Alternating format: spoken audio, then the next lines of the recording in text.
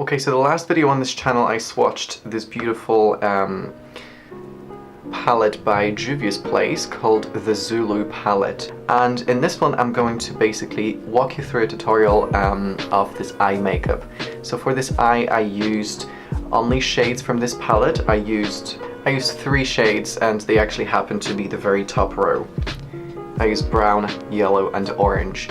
So this is like a monochromatic kind of burnt brown with a yellow lower lash line if you like, and a very bold lip. So without any further ado, let's get right into the tutorial. So this is actually quite an easy look, and the first shade I'll be dipping into is of course the brown shade in this palette. I'm just going to be taking a packing brush, and what I'm going to do is simply dip into the brown, and all I'm going to do is coat my eye. This is a little bit creasy already. Basically coat my eye in this brown everywhere that I want the brown to be, basically, and I'm also going to create this winged out shape. As you can see, I'm basically just drawing.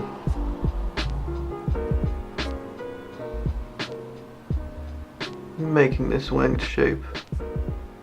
When I'm roughly happy with the shade, I'm basically grabbing a huge blending brush. This is number 1 from BH Cosmetics, and I'm basically going in around the edges.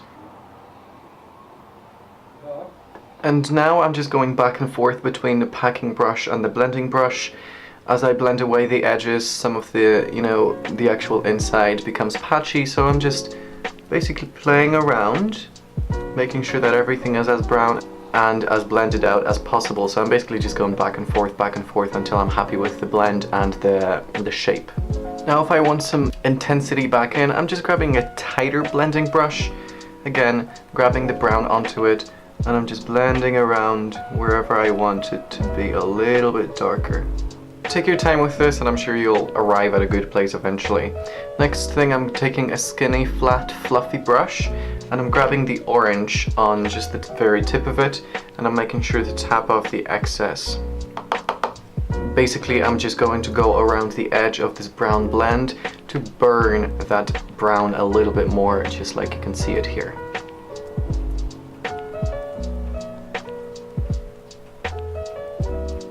Since this is a blending brush in itself, it shouldn't be too stark a difference, but just for seamlessness, I'm going back with the larger blending brush on which there is some brown left, and I'm just going around the edge to make sure that the brown and the orange meet as seamlessly as possible. And if some of the orange goes away, it's the same exercise. Go back and forth, add as much pigment as you want and blend as much as you want until you're at a place where you're happy. There's just a slight difference in my blend here and here. This one is much skinnier and upwards going, and this one is a little bit droopy. So this is the easiest fix in the world. Just grab a makeup wipe and just remove it upwards. It's going to remove some of the foundation that I have on, but I'm just going to beauty blender that shit up.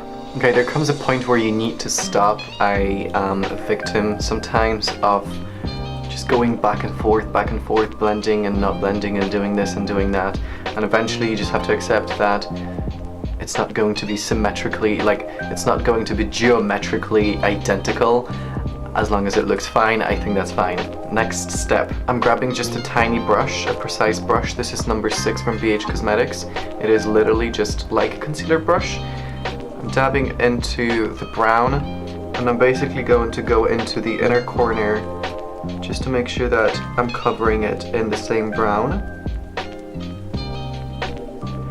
And I'm just basically going to conceal any bold areas with brown where brown needs to be there. Next up, I'm taking a smudger brush. This is number 5 from BH Cosmetics, and I am dipping into the yellow shade. And all I'm going to do is just smoke it out on my lower lash line.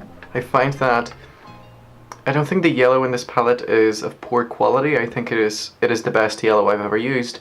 I think it just doesn't appear very well on my own skin, and I think I would need to use maybe like a liquid yellow. I don't know. I would need to use something with a great punch, because my white skin doesn't translate yellow very well. Having said that, I think anywhere darker from me with regards to skin color, I think this yellow would just look fantastic, but this is not preventing me from using it on myself as well. So I'm just going in quite a few times, but eventually it just stops kind of working.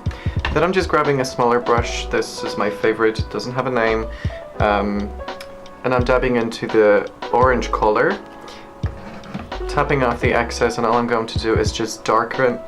I'm basically going to go from the inner corner into the middle of my lower lash, so that the transition from the brown into the yellow isn't so stark, so that it goes from brown, orange, yellow, just like it is here.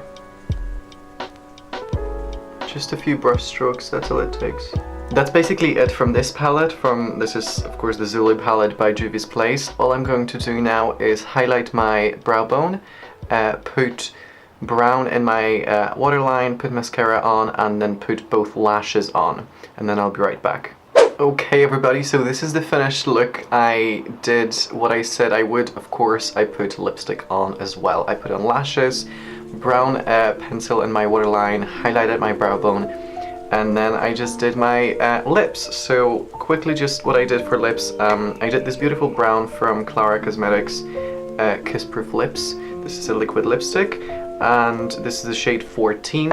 And then just in the middle, for that extra, just barely noticeable pop, I put Jeffree Star's liquid velour lipstick in shade Mannequin.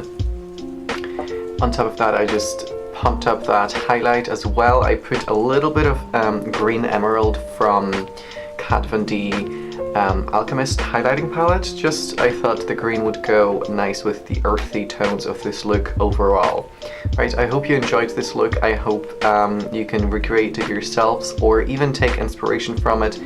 I rarely really just, you know, go step by step with tutorials. I very often kind of take inspiration, maybe take the first 1 or 2 steps, maybe take the last step, maybe just take one idea from it, and then I just make it mine. So whichever way you choose to go, whether you choose to follow my tutorial step by step or simply gain inspiration, I hope this was useful and enjoyable.